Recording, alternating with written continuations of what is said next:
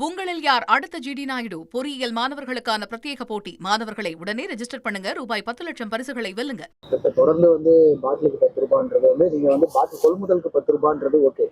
Otherwise இந்த பாட்டில் சேல்ஸுக்கு extra MRP மேல 10 ரூபா வருது. தொடர்கதையாவே இருக்கு. என்ன சொல்லுங்க? இது எங்கெங்கெல்லாம் தெரிய வருதோ அங்கங்கெல்லாம் உடனடியா நடவடிக்கை எடுத்து, ஏன்னா இது பாத்தீங்கன்னா அவங்க ரொம்ப வருஷமா பழகின ஒரு விஷயம். அதனால அவங்களால திடீர்னு அதை ஏத்துக்க முடியல. ஆனாலும் இது ரொம்ப கடுமையான குற்றம். கடுமையா இதை அரசு எதிர்க்குது. இது எந்த ஒரு கன்சியூமரோட பணத்தையும் யாருமே தனிநபர்கள் யாரு கைக்கும் போகக்கூடாதுங்கிற நோக்கத்துல தான் இவ்வளோ இந்த மாறுபாடுகள் எல்லாத்தையுமே இங்க கொண்டு வந்தோம்.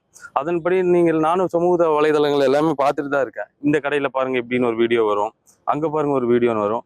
நீங்க எந்தெந்த கடைகள்லாம் இந்த சமூக வலைதளங்கள்ல பார்த்துருக்கீங்களோ அந்த கடைக்கெல்லாம் அடுத்த நாள் போய் பாருங்க. உங்ககிட்ட யார் அந்த விற்பனையாளர்கள் அப்படி நடந்துக்கிட்டாங்களோ அவங்க நிச்சயம் அந்த பணியில இருக்க மாட்டாங்க.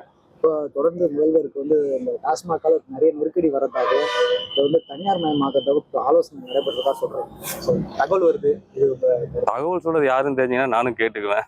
அப்படி இல்ல வாய்ப்பு இல்ல. அதாவது இப்பதான் நான் 2 இயர்லி இப்ப முதல்ல இதெல்லாம் ஸ்டடி பண்றோம், இதெல்லாம் தெரிஞ்சுக்கிறோம். இது தனியார் மயமாக்கனா எப்படி இருக்கும், ஏன் தனியார் மயம் ஆக்காம இருந்தாங்க, இதெல்லாம் இப்பதான் நாங்க ஸ்டடி பண்றோம். பட் ஆனா அரசுக்கும் மக்களுக்கும் எது நல்லதோ அதை மட்டும் தான் பண்ணுவோம். வியாபார நோக்கத்துல இந்த துறையை தமிழக அரசு பார்க்காது. அது குறிப்பா நம்மளோட மாண்புமிகு சிஎம் இந்த துறையை வியாபாரம், இந்த துறையில சம்பாரிச்சு நம்ம அரசு நடத்துங்கிற 1% கூட அவருக்கு எண்ணம் கிடையாது.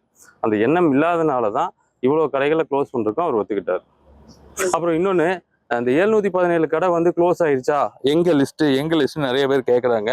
இது நிறைய அந்த எதிர்கட்சிகள் இதுக்குள்ள அப்படி ஒரு பிளே பண்ணி பாக்குறாங்க.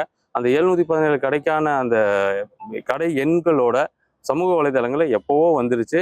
அது பல மீடியாக்கள்லயும் வந்துருச்சு. ஸோ அப்படி யாருக்கா சந்தேகம் இருந்தா அதை நீங்க போய் பார்த்துக்கலாம்.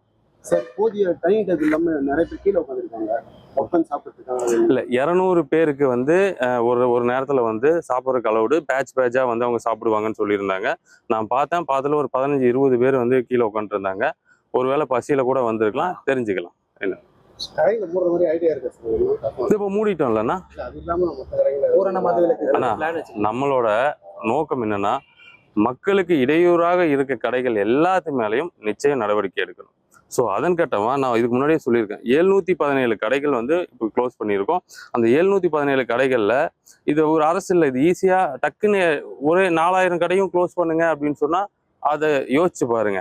இப்போ 717 கடையை க்ளோஸ் பண்ணியிருக்கோம். அப்போ அதோட பெரிய ரெவன்யூ, அந்த ரெவன்யூவை வேற ஏதாவது துறைகள்ல இருந்து கொண்டு வரக்க முயற்சி நடந்துட்டு இருக்கு. கண்டிப்பா உங்களுக்கு இன்னும் 2-3 நாள் ஒரு நல்ல ஒரு விஷயம் உங்களுக்கு வரும். ஸோ அப்படி அந்த ரெவன்யூ வந்ததுக்கு அப்புறம் நிச்சயமா படிப்படியா எல்லா கடைகளையும் மூடுறதுக்கான வழிகள் இருக்கும். அதே நேரத்துல இல்ல இன்னும் இந்த கடைகள் எங்களுக்கு ரொம்ப தொந்தரவா இருக்கு அப்படின்னு சொல்லும்போது அந்த கடையை எங்க இடமாற்றலாம், அந்த பகுதியில இருந்து இன்னும் எவ்வளவு தூரத்துக்கு கொண்டு போலாங்கிறதையும் அரசு பரிசீலனையில இருக்கு. கல்வி இறக்குமதிக்கு அனுமதிக்கலாம் தமிழக அரசு அப்படின்னு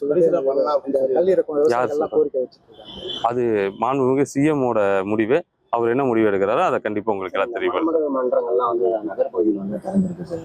அரசு டாஸ்மாக் கடைகள் பொதுமக்களுக்கு இடையூறா இருக்குன்னு சொல்லிட்டு மூடனாலும் மணமகள் மன்றங்கள் திறந்தது. அது எப்படி சார்? இந்த மணமகள் மன்றங்களையும் வரைமுறைப்படுத்திருக்கு. அதான் என்னன்னா, ஃபர்ஸ்ட் இங்க இருக்க நடைமுறை சிக்கல்களை தீர்க்கறதுக்கு ஃபர்ஸ்ட் ஒரு துறையை கையில் எடுத்திருக்கோம். இப்ப நான் டாஸ்மாக ஒருங்கிணைக்கிறதும், அங்க வரக்கூடிய அந்த மதுபானங்கள் சரியா வருதாங்கிறதும், அங்கிருந்து வெளியே கள்ளச்சந்தையில் போகாம இருக்கிறதாங்கிறதையும் பார்த்துட்டு இருக்கோம். அடுத்தது போறது FL2 தான். வெயிட் பண்ணி பாருங்க, FL2 நல்லா இருக்கும். இப்போ செய்தியாளர்கள் எழுப்பிய பல்வேறு கேள்விகளுக்கு மதுவிலக்கு மற்றும் ஆயத்தீர்வைத்துறை அமைச்சர் பதில் அளித்ததை நம்ம பார்த்தோம். உங்களில் யார் அடுத்த ஜிடி நாயுடு பொறியியல் மாணவர்களுக்கான பிரத்யேக போட்டி. மாணவர்களை உடனே ரெஜிஸ்டர் பண்ணுங்க. ரூபாய் 10 லட்சம் பரிசுகளை வெல்லுங்க.